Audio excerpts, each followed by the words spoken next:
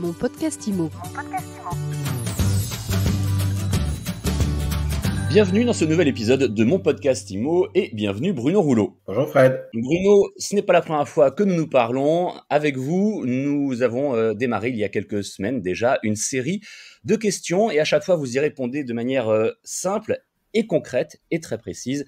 Je rappelle que vous êtes le porte-parole du courtier Inenfi Crédit. Aujourd'hui, notre question, c'est quoi un prêt relais ?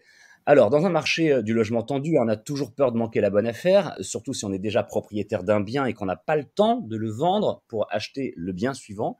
On sait que les prêts relais existent, mais c'est quoi exactement un prêt relais, Bruno ? Alors vous avez dit deux choses très importantes Fred, qui positionnent la notion de prêt relais. D'une part, il faut déjà être propriétaire d'un premier bien, car le prêt relais ne pourrait s'appuyer que sur une vente en cours ou à venir d'un autre bien. Et d'autre part, la notion de temps, parce que c'est le déclencheur du recours au prêt relais. Je veux potentiellement acheter un nouveau logement, mais mon argent est investi dans un ou plusieurs d'ailleurs, autre logement que je n'ai pas encore vendu. Et à ce moment-là, le prêt relais, c'est cela. La banque va avancer l'argent de la vente du premier bien pour permettre l'achat du deuxième. Il fait le relais de la vente. D'accord, mais concrètement, ça se passe comment ? Concrètement, vous allez pouvoir vous porter candidat à l'achat du nouveau bien, mettre votre logement actuel en vente. Le courtier ou le banquier d'ailleurs, qui va regarder la valeur du bien que vous mettez en vente, regarde en même temps s'il reste un crédit sur le bien en vente et va déterminer du coup la valeur nette de la vente future qui vous reviendra. Je sais que c'est un peu compliqué, mais une fois l'opération débouclée, cette valeur nette, il faudra ensuite s'intéresser au nouveau logement, imputer le reliquat, on appelle ça le boni, qui vous restera de la vente de votre bien actuel en qualité d'apport sur l'autre opération, et si nécessaire, il rajoutera un prêt complémentaire ou un nouveau prêt pour compléter le prix de l'achat du nouveau bien. Alors, il n'existe pas qu'une seule façon de monter un prêt relais. Il y a certaines banques qui vont vous proposer de racheter l'encours de crédit existant. On appelle ça des relais revente ou des achats revente sur le premier bien afin de vous laisser plus de liberté sur la négociation du prix de votre bien qui est en vente. Ça va vous laisser de la liberté sur la négociation du prix, sur le logement. C'est beaucoup plus souple, mais l'enveloppe de crédit est du coup beaucoup plus lourde. Donc ça s'adresse pas forcément à tout le monde. Et puis d'autres vont distinguer le parti qui revient à la période généralement courte du temps de la vente du logement actuel et faire une autre ligne qui correspondra au différentiel, comme je vous l'ai expliqué, entre le reste futur de la vente et le prix du nouvel achat. Tout cela avec des pondérations, car bien évidemment, il ne faut pas que vous soyez en difficulté si la vente devait vous contraindre à baisser votre prix au final.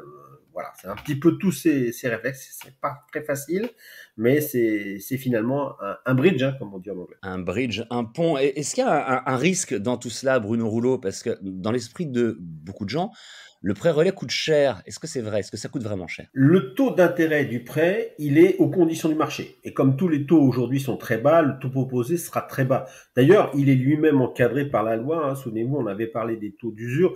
Il existe un taux d'usure spécifique pour les prêts relais. Actuellement, il est de 2,88 et on raisonne en TAEG, je vous rappelle. Donc ça cumule avec le taux nominal, mais également les frais, l'assurance. Donc ce qui fait que le taux nominal, généralement, se situe entre 1,50 et 2. Mais non, le prêt relais n'est pas en lui-même cher. Par contre, ce qui est certain, et c'est souvent ça qui fait très peur, c'est que comme il n'y a pas d'amortissement de capital, c'est une charge constante pendant toute la durée du prêt. Et c'est là où il faut être prudent, parce que ce type de prêt n'est pas fait pour durer. D'ailleurs, sa durée est légalement limitée à 2 ans.